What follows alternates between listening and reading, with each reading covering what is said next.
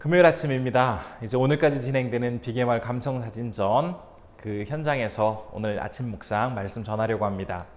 히브리서 9장 23절에서 28절의 말씀 먼저 보겠습니다. 그러므로 하늘에 있는 것들의 모형은 이런 것들로서 정결하게 할 필요가 있었으나 하늘에 있는 그것들은 이런 것들보다 더 좋은 제물로 할지니라. 그리스도께서는 참 것의 그림자인 손으로 만든 성소에 들어가지 아니하시고 바로 그 하늘에 들어가사 이제 우리를 위하여 하나님 앞에 나타나시고 대제사장이 해마다 다른 것의 피로써 성소에 들어가는 것 같이 자주 자기를 드리려고 아니하실지니 그리하면 그가 세상을 창조한 때부터 자주 고난을 받았어야 할 것이로되 이제 자기를 단번에 제물로 드려 죄를 없이 하시려고 세상 끝에 나타나셨느니라.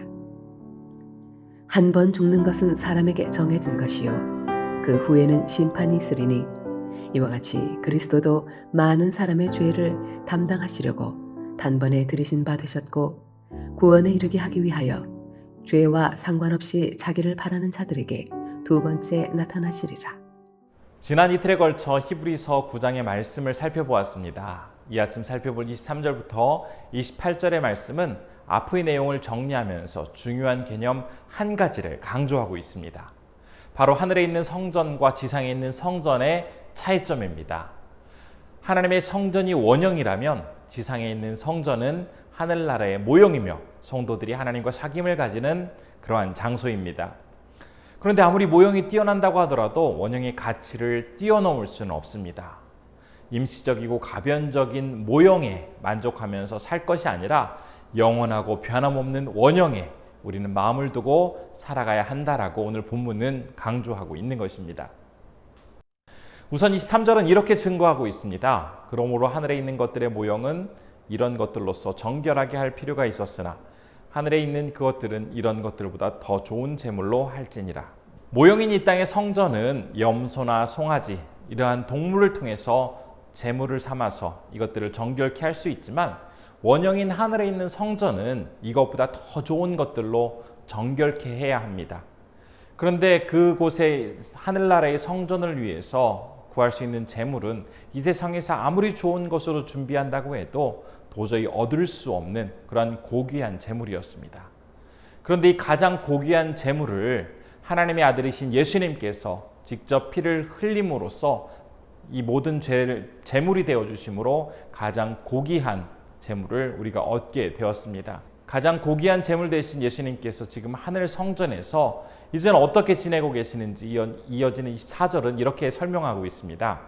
그리스도께서는 참 것의 그림자인 손으로 만든 성소에 들어가지 아니하시고 바로 그 하늘에 들어가사 이제 우리를 위하여 하나님 앞에 나타나시고 예수님은 인간의 모든 죄를 다 담당하시기 위해 이 땅에서 십자가에 달려 돌아가셨습니다.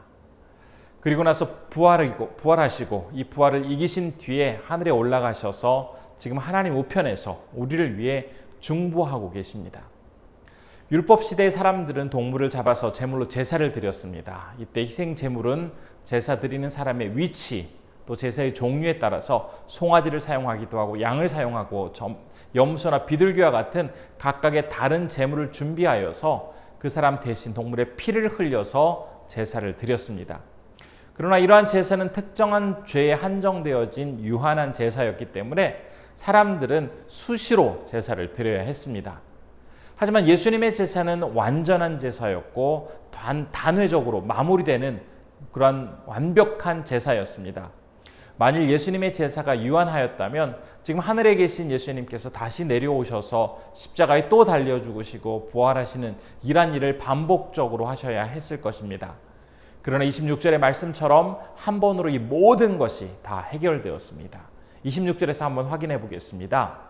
그리하면 그가 세상을 창조한 때부터 자주 고난을 받았어야 할 것이로되 이제 자기를 단번에 제물로 드려 죄를 없이 하시려고 세상 끝에 나타나셨느니라.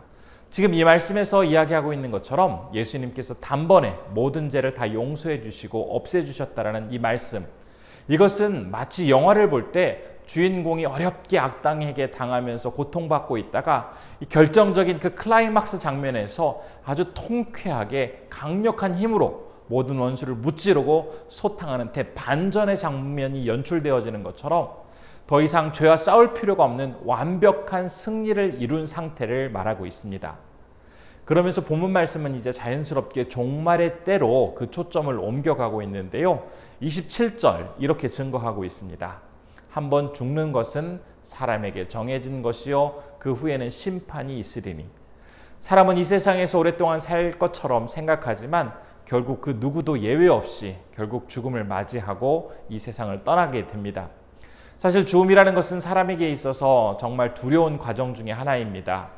왜냐하면 더 이상 사랑하는 사람을 만날 수 없고 좋아하는 것도 먹을 수 없고 아름다운 것을 보거나 만질 수 없는 그 순간이 죽음의 순간이기 때문입니다. 죽는 순간 우리는 모든 관계가 다 단절됩니다. 그러나 중요한 사실이 있습니다. 죽음은 모든 것이 끝난다는 것을 의미하지 않는다는 것입니다. 죽음 이후에 반드시 각 사람에게는 심판이 기다리고 있습니다. 영혼의 심판자이신 하나님 앞에서 그가 이 세상에서 보여준 삶에 대한 판결이 이루어짐으로써 그 영혼이 영원하게 거할 장소를 결정하게 됩니다. 이러한 심판의 시간이 기다리고 있기 때문에 이 세상을 살아가게 될 때 어떤 얄팍한 계산이라든지 속임수로 자신의 이익을 얻으려고 한다거나 하나님 말씀에 불순종하면서 자기 뜻대로 살아가는 그러한 거만한 행동을 하지 말아야 합니다.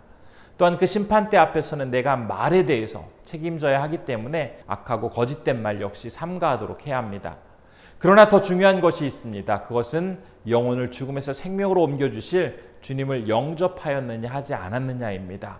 사람의 죄는 그 누구도 완벽하게 해결할 수 없는데 바로 예수 그리스도를 구주로 영접한 사람만은 이 죄의 문제를 해결받고 예수님께서 그 사람의 모든 죄를 완벽하게 용서해 주심으로써 이제 그가 자기의 죄에 대한 어떤 대가를 치르지 않아도 되는 상태가 됩니다. 하나님께서 사랑하시는 백성을 구원하시기 위해 그 아들을 이 땅에 보내셔서 채찍에 맞게 하시고 못에 박히게 하시고 십자가에 달리게 하시고 창에 찔리도록 하심으로써 인간의 모든 죄를 다 용서해 주셨다는 이 사실을 진실로 믿는 사람, 그 사람을 우리 하나님은 천국으로 인도해 주십니다. 특히 28절 후반부에서 구원에 이르게 하기 위하여 죄와 상관없이 자기를 바라는 자들에게 두 번째 나타나시리라 라는 이 말씀을 통해서 이전에 예수님께서 초림을 하셨는데 그것처럼 반드시 다시 이 땅에 오실 것이다 라는 것을 우리는 알 수가 있습니다. 그런데 2000년 전 처음 오셨을 때에는 많은 사람의 죄를 담당하기 위해 이 땅에 오셨지만 이제 다시 오실 그 재림의 때에는 주님을 바라는 자들을 구원하시기 위해 이 땅에 오실 것이다 라는 것을 이 말씀은 증거하고 있습니다. 이러한 영광스러운 주님의 재림의 때를 기대하면서 이 땅에서 하루하루를 기쁘고 소중하게 살아갈 것을 오늘 말씀은 우리에게 증거하고 있는 것입니다.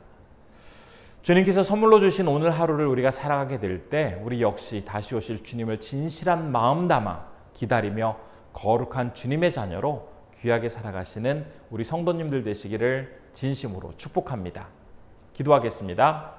첫 번째로 예수님께서 단번에 우리의 모든 죄를 용서해 주셨다는 이 사실을 진심으로 믿으며 우리에게 참 승리를 가져다 주신 예수님께 온전히 영광 돌리며 살아가게 해달라고 기도했으면 좋겠습니다. 두 번째로는 주님의 재림을 기대하며 매일의 삶을 주님과 함께 기쁨으로 살아갈 수 있도록 인도해 달라고 기도했으면 좋겠습니다. 세 번째로는 우리 감비아의 간병이 김현희 선교사님 위해서 기도할 때 건강하게 안식년 잘 보내시고 또 이후 사역도 잘 준비하실 수 있도록 인도해 달라고 기도해 주시면 좋겠습니다. 기도하겠습니다. 은혜가 충만하신 아버지 하나님, 오늘도 우리를 지켜주시고 이 아침 하나님과 함께 살아가게 해주시니 감사드립니다. 특별히 우리에게 귀한 은혜를 허락하여 주시고 예수 그리스도의 그 완벽한 죄사함으로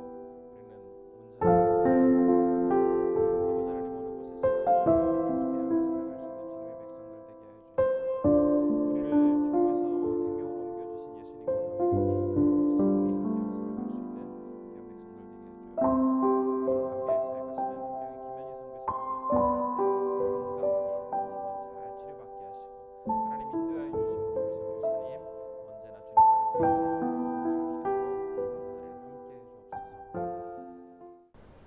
좋으신 아버지 하나님, 오늘도 말씀을 통해서 우리와 함께 해주심에 감사드립니다. 특별히 모든 것들의 가장 으뜸이 되어주시는 우리 예수님을 나의 구주로 믿고 이 세상을 살아가는 것이 우리에게 얼마나 복되고 기쁜 일인지 다시 한번 생각해 보게 됩니다. 죽을 수밖에 없었던 우리를 살려주시고 지금도 하늘 보좌 우편에서 우리를 위해 중보하고 계신 예수 그리스도를 늘 믿으며 다시 한번 주님의 자녀로서 기쁘게 이 하루를 살아갈 수 있도록 붙잡아 주옵소서. 오늘 특별히 감베아에서 사역하시는 한병희 김현희 선교사님을 위해서 기도합니다. 안식년으로 한국에 계신데 모든 치료 일정 속에서 하나님께서 선하게 인도하여 주시고 또 한국에서 다음 사역을 잘 준비하심으로써 그 귀한 사역이 하나님께 온전히 영광 돌려질 수 있도록 우리 한병희 김현희 선교사님 또한 주님께서 붙잡아 주옵소서. 오늘 우리 성도님들 하루도 건강하게 지내게 하여 주시고 주님이 주시는 용기와 위로로서 이 하루도 승리케 하여 주옵소서. 모든 것 주님께서 함께해 주시기를 간절히 소원하오며 예수님의 이름으로 기도드립니다. 아멘.